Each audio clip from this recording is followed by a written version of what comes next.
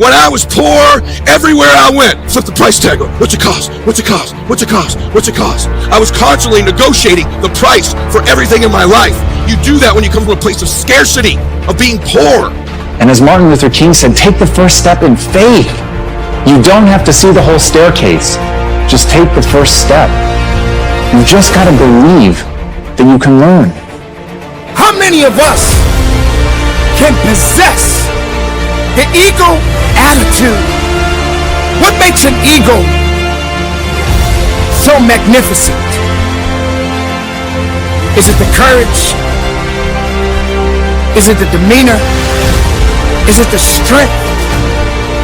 Is it the willpower?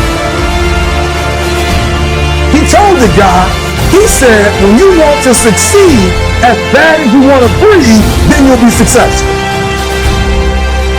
Successful people and wealthy people have a subtle distinction. They don't look at price, they look at worth. Is this worth it? If you're constantly looking at the price tag, you'll eventually relent. You'll eventually give in. Stop negotiating the price. It's a freeing experience to totally commit. When you totally commit to a relationship, to a business, to your fitness, to your faith, it's a freeing, powerful. It's almost like removing kryptonite from your life when you totally commit. When you do that, the people around you are saying, it's costing too much. It's costing too much. And you're going, maybe it's costing too much. You got to start going, no, it's worth it. It's not the price, it's the worth. It's a subtle distinction in your life. Are you with me on that? So identity is the governor on our lives. It's the invisible force that no one understands. And once they do understand and get a hold of it, their life can change. So not only if you don't get a hold of this, will these outward conditions of your life keep being exactly the same? But you could behave differently. You could do all the work out. You could be thinking great thoughts, but you are going to get out of your life. You don't have to believe that you're already capable of doing what you want. You don't have to believe that you can already build that thing that you dream. You don't have to believe that you already are extraordinary. You simply have to believe that if you take that first step, you put yourself on a journey not of execution. You put yourself on a journey of learning so that you can execute. And that, when you understand that difference, that's when you really will be on that path to greatness. And that is the thing that I want for everybody listening to this. Please understand, the only thing you need to know is that you have to take the first step. Whatever the vision is that you have for your life, you absolutely can make it come true. And the process is very simple. The process is about learning. The process is about growing and getting better. It's about recognizing what you're not good at. It's about recognizing what you have to learn. It's about taking that first step on faith. You're going to be the most powerful force in the world, I think, is to be consistent with the concepts, ideas, and worth that you hold for yourself. You will get that out of your life, what you will tolerate. Okay, the deeper part of that is identity. And so identity is very much like a thermostat sitting on a wall, right? This is important. Once that temperature is set at a certain degree, everything in the world externally can hit it, and you will find a way to get that temperature. So even in this house, let's say it's set at 80 degrees.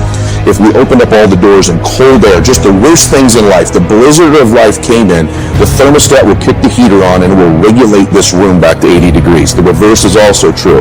It's a super hot day. Great things are happening in your life. It's getting hotter and hotter and hotter.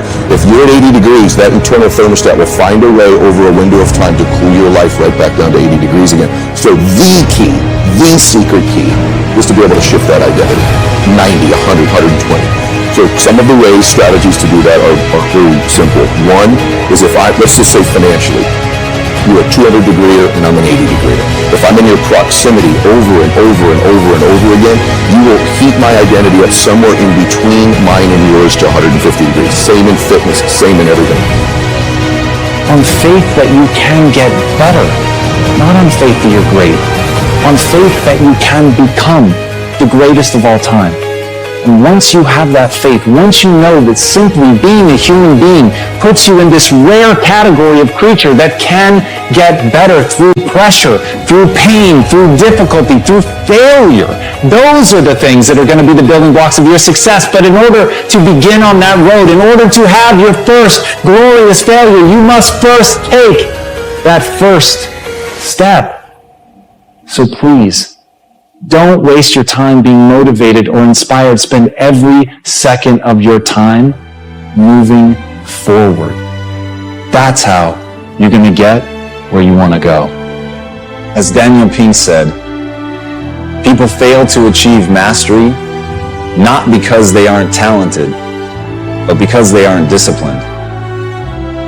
To be able to soar as high as we can, to be able to look down at all of the opportunities and being able to attack when they present themselves. To know that you can do the impossible, not just surviving, but living, knowing how to hunt, to be brave. You're not depending on anybody, but you're being independent like the eagle.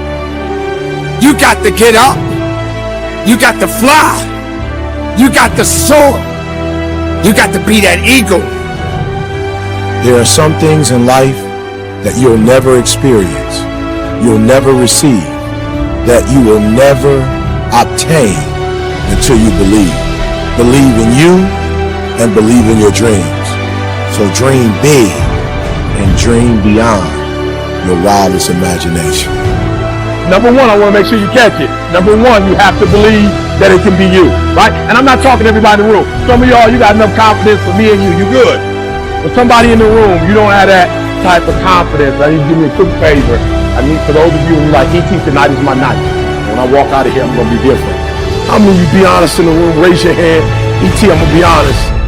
When I hear no, sometimes it breaks my spirit. When my mom doesn't believe, when my dad doesn't believe, or my girlfriend doesn't believe, or my friends don't believe, or when they shut the door, they slam the door in my face without even giving me an opportunity. I'll be honest, ET, sometimes when I walk away from that door, I get a little discouraged. Raise your hand for me, be honest. Raise your hand. Just look at that eagle. It's truly magnificent. You never see an eagle complaining. You never see an eagle whining and worrying about how it's going to get its meal. I mean, let's just think about it. An eagle is flying, but an eagle must eat. It has to eat to survive or live. Well, let's think about that for a moment. Do you think what the eagle is hunting is going to just sit there and wait to be eaten? Because the thing about success, you got to work for it. It's not supposed to be given. It's not going to just sit around. The eagle knows what it must do. Question is, do you know what you got to do? What I do is, unique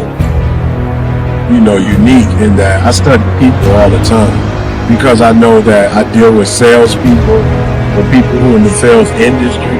I'm constantly, studying that genre, if you will, regularly. I have a keen sense of awareness. And so I'm constantly asking myself questions in my mind. What would work? What work? What's going on in the economy? What's the climate? What's going on? What are people dealing with? So it's asking myself a bunch of questions. My mother is there. What are mothers going to do with children? What is a father, who's trying to put in 60 hours a week, but at the same time, trying to have a healthy relationship, with his children, his family. What does he need to hear? What you're going to do is going to take you to a whole level because this company has some great stuff in store for you. But you cannot get it if somebody says no and you take no the wrong way. Listen to me. Every no you get, don't shun the no. Every no, you take the no. You take the no and you recycle it.